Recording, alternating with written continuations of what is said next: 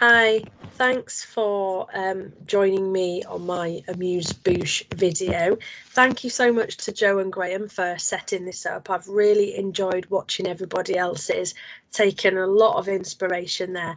And it's really nice to see some faces, some people that, that I'm fortunate to have met face to face in the past. Which has been really, really lovely. So thank you so much for doing this. So my talk is about the power of those networks and communities, because I think given the circumstances, the situation that we're in, it's so important that we've got people that we can speak to and connect to outside of our own organisation that are also working in our sector, that have experienced these things and that can give us different perspectives. The thinking for this talk came from a quote that I came across the other day, and it's Einstein allegedly said, "In the midst of every crisis lies a great opportunity." We are facing some of the most difficult and testing times, but I firmly believe we've got so many reasons to be cheerful, the best to our ability. I've had a lot of inspiration from Lou Mycroft and Steph Wilkinson doing their Joy FE broadcasters. I know a lot of people have as well.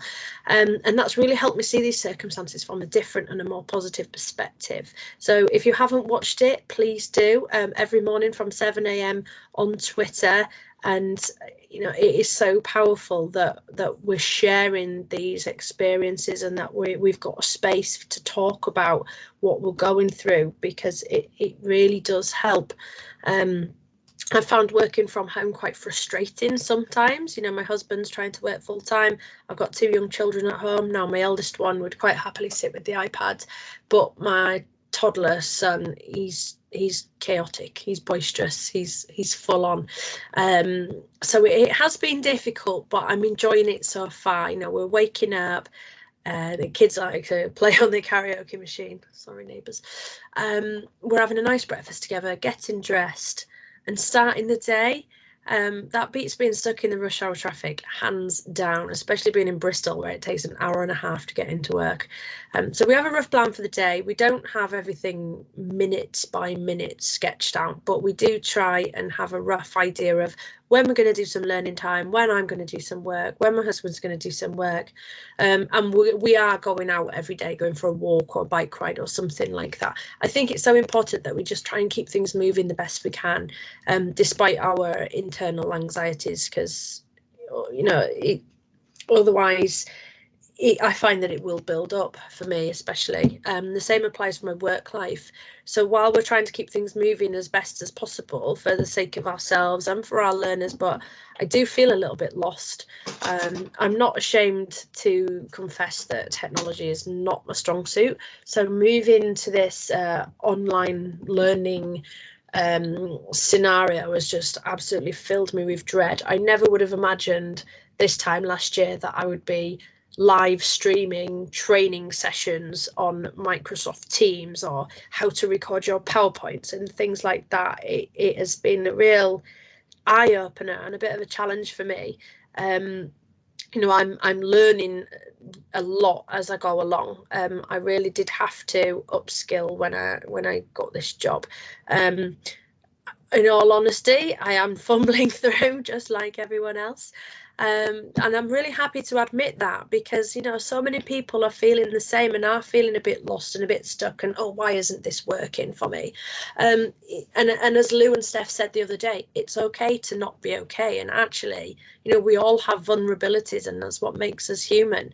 And going back to the idea of communities and people around us, the sort of hashtag EdTech people on Twitter, the Microsoft education communities have been so valuable to me at the minute, because little questions, people are having issues and I don't know how to fix it, but I can soon find out.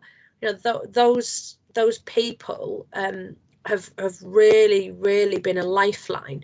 They've inspired me so much, and really, really made this situation as positive as it could possibly be.